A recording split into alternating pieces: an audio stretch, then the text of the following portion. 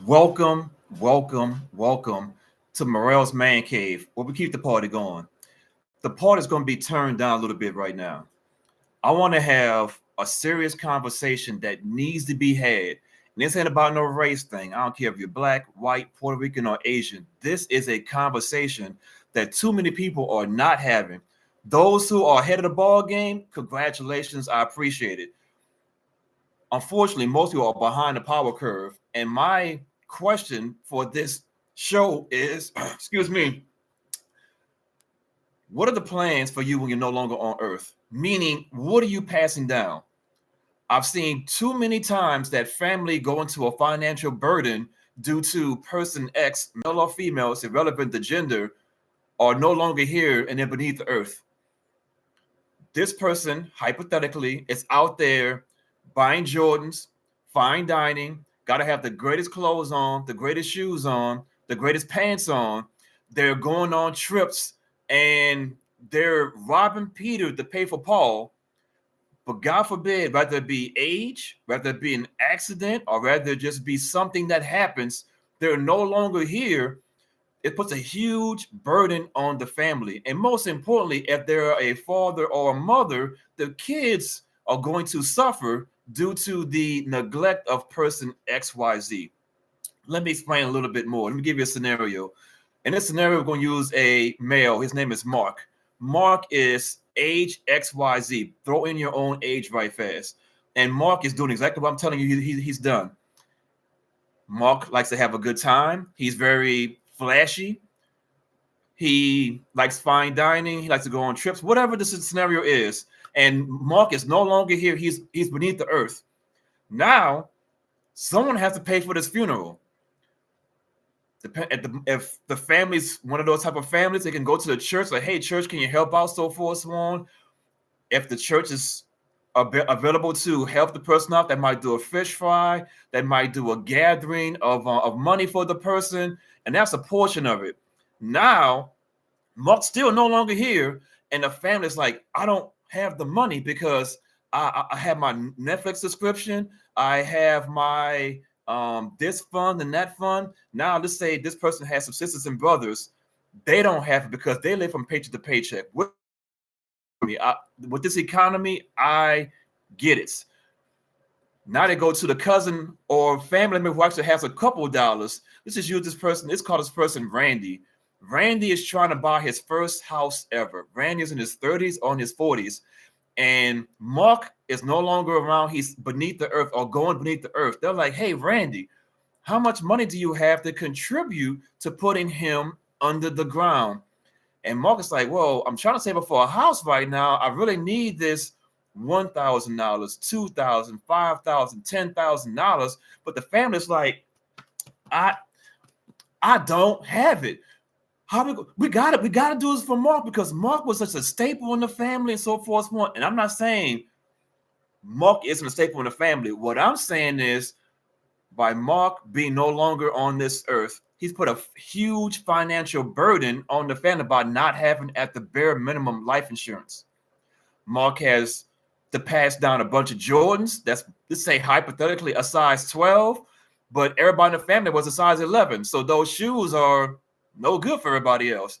Mark is, let's say he's 5'8". Everybody in the family say 6 foot. Those clothes don't fit. Like, there's so many levels to Mark's lifestyle that he's no longer here on this earth, that his family's like, I really can't benefit from what he has. He lived in an apartment, but there's nothing wrong with an apartment. Mark had $100 in his bank account. So now the family is going to have to throw some nickels or some dimes to put Mark underneath the ground, and it shouldn't be that way. My purpose of this conversation is for anyone who's watching, sit down and talk to your family and say, hey, do you have a life insurance policy? Have you ever thought about when you're no longer here, what are your expectations for the family to do for you? They want to put you under the ground. They want to cremate. What do they want to do? And most importantly, how much do you think that costs? We're just out here just living. We're having a good old time. Turn up here. do what we're going to do here. And I understand, trust me, the economy is bad. Like I said in a previous video before, within the last 6 months, over 1 million people have lost their job, whether it be due to AI, companies downsizing. I get it. But how much is a Netflix subscription? Let's just say 20 bucks. Let's go on the high end, 25 bucks a month. Do you think that a life insurance policy of 10,000, 20,000, 30,000, 50,000, $100,000 is worth that to have? Can we really sit back and be like, you know what? My life is so important to me. I don't care about at the bare minimum having a life insurance so my family doesn't have a huge burden in the event that I'm no longer here. And I could pass down some extra cash for them potentially after all the costs of putting a person under the earth. You got to this conversation needs to be had. Like I said, there's a lot of families that's above the power curve, and that's great. But there's a lot of families that never talk about this on the family that you can do. Like I said, Randy's trying to save to buy his first house ever, but due to a family event and no proper planning, Randy's stuck. It's like Randy has his own family potentially trying to buy a house, but Mark passed away and the family's beating him up like, we need this money to put out. You can call Google and find you a nice life insurance policy on the worst case scenario. Now, I know some of you all are out there riding dirty right now. You don't have no car insurance, but you got a car. In the event that something would happen to your car, it's going to do what? Cause a huge financial burden. Some of y'all out here riding dirty right now. You don't have medical insurance. In the event you got to go to the emergency room, it's going to cause a huge financial burden. And I get it. Use another scenario right fast. A lot of you all have your life insurance and your medical insurance tied to a job. In the event, let's say in the last couple of months, over 1 million people have lost their job. So you no longer have life insurance and you no longer have medical insurance. You're like, you know what? I'm going to thug it out. I'm going to push hard. I'm going to go through what I can. And when I'm up again, I'm going to get me some life insurance, and some medical insurance. I get it. The purpose of this conversation is we need to be having a conversation. I put this hammer out here in the beginning of the thumbnail because we need to beat ourselves. Like, honestly, we're just killing ourselves. I'm going to give you a personal story. So I'm one of 5 kids. I have a brother who's no longer here.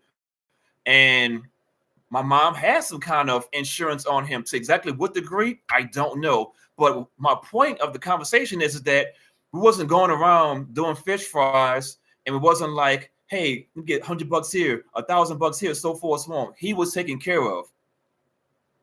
But can you say that about your family members? Can you say that about your friends? I'm trying to reset a couple people's mindset and just get back down to the basic minimums. The minimums is, let's make sure that our bills are paid. Let's break it down even further. Some of you guys are living way beyond your means. You're making $1,500 every 2 weeks, to say hypothetically $3,000 a month. And your expenses is $3,400 a month. You're like, damn, Merrell, that don't make any sense. How can you make $3,000 a month but spend $3,400 a month? Well, it's called credit cards. It's called buy now, pay later, and you're paying that back later on. It's like, man, was that bit of food really worth it later on that you digested in your body 2 weeks ago? You still making payments on it? If you can't afford it, you just can't afford it. But due to this great invention called a cell phone, I have to present the image that I'm this great person. This is not about me. I'm a minimalist. It's about you. I want to ensure that you and your family are going to the next level. Like I said, this is not a race conversation. I don't care what your race or your gender is, so forth, so on. I'm here to open up conversations. At the next family get together, put people to the side and start asking them real questions like, hey, do you got life insurance? Nah, you know what, man? I don't have that. I ain't dying no time soon. How do you know? The question in that event that the person said they don't have it, ask them a follow-up question. Do you want me to pay for it? Do you want mama to pay for it? Papa to pay for it? Cousin, friend? Who's going to pay for it? It needs to get paid for by somebody. So now,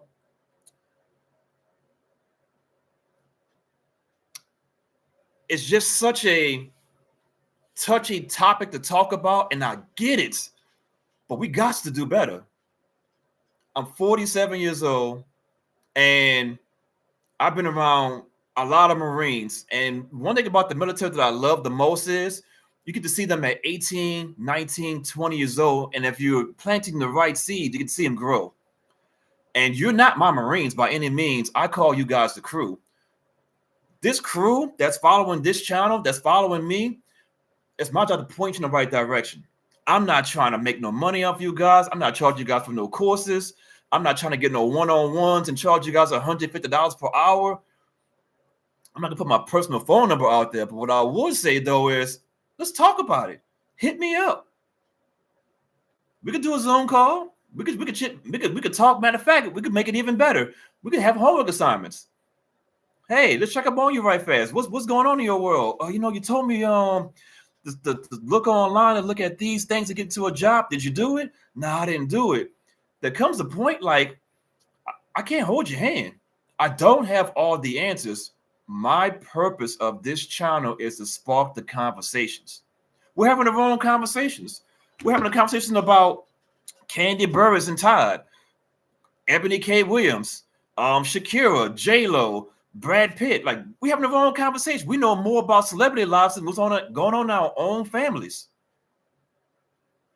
As we get older and older, these conversations need to be happening. I can almost guarantee you, watch TV today, which I don't really watch TV, but just watch some TV today. You're going to see some life insurance commercials on there. You ain't going to pay attention to it. You're like this. They're offering them to you, 10, 15, 20, 30, $50,000 for nickels and dimes every month. Well, I guarantee that cell phone bill got paid, though. Them Uber Eats got paid. When are we going to get it? When are we going to stop passing down trauma? And you don't think it's trauma, but it is, because it's a financial trauma you're passing down to the family members. Now, this is used as a scenario that you actually have some kids. What are you passing down to your kids? You can't pass down them Jordans as a size 12 and they were a size 10. I got all these expensive clothes. Let me give you another scenario right fast. So I'm born and raised in New Orleans, and Hurricane Katrina hit. I wasn't here at the time. I was in St. Louis. The point of it is that they said, hey, everybody, you got to evacuate. And a lot of people was like, I ain't got it. I ain't got the money. I don't have any savings because I like to buy what I want to buy when I want to buy it. And it was like, that's the financial burden on somebody to take care of you. When are we going to grow up? There's the grown-ass men who are a certain age, whatever that age is, and there's other people who are little boys that's the same age as them. It's just my age. As a 47-year-old, I'm a grown-ass man. I take care of myself. I do my own thing, so forth, so on. I don't need to talk to another man to make a decision in my life. Now, the grown-ass boy is the same exact thing. The difference is the boy has terrible financial habits. The boy is robbing Peter to pay for Paul. And at a certain age, you got to get it together. My purpose, and I say it again, of this conversation is, when the event that you're long gone and you're no longer on this earth, what do you have to pass down? That's not Jordans, that's not clothes, that's not debt. Oh, you owe $10,000 in credit cards. What are you buying? What is that important? That TV that important? About to be the Christmas season. Everybody start buying all kind of stuff. Hey, keep it down to the minimums. Minimums.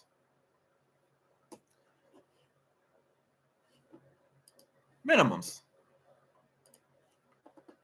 You know, I want to break it down in a couple slides right fast. I want you guys to see exactly what it is in real time. I don't want to just talk that talk. I want you guys to see it. I just typed in three quick things right fast. How much does a funeral cost? A funeral in the U.S. typically costs around $8,300 for a traditional burial and about $6,300 for a cremation. The key word is average, typical. This is typical. It's not guaranteed to get this. You might have to spend $10,000 if you go to this funeral parlor. This over here for that. I'm just showing you guys the cost. And guess what? If Michael or Randy or whatever the person's name is doesn't have insurance or something, the family gonna have to cover this. Here's an important slide. 1% of American adults have some form of life insurance. So that means 49% of people don't have life insurance. And that's why we're having this conversation. This is exactly why we're having this conversation right now. When I was in the military, we had this thing, I want to say it was SGLI. I forget the exact what it means, but it was like a $400,000 life insurance policy in the event something would have happened to me. Well, once you leave the military, that's gone. You got to figure it out on your own. My life insurance was tied to the job. So I understand being out here in the regular world, a lot of life insurances and a lot of medical insurance is tied to your job. You may have lost your job. I understand it.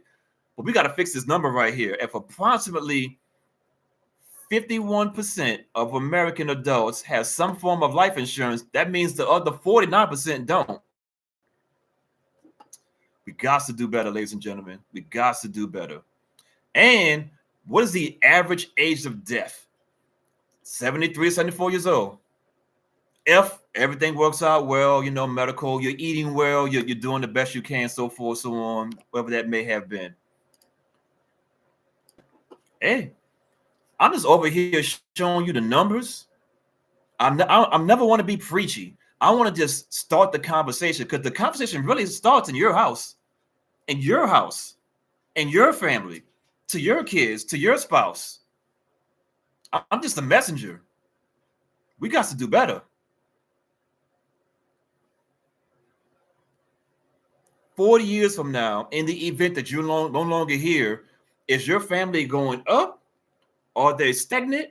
Or because of so many financial burdens, they're going down? That's the question you got to ask yourself. With that being said, comment, subscribe to the channel. I really want to have true conversations. This isn't one of those fun ones. This is one of those ones that it has to be said out loud. And I don't care if I have one person who follows this message. I did my part. What did you do? I can't even say my favorite phrase at the end of this thing. Have a good day.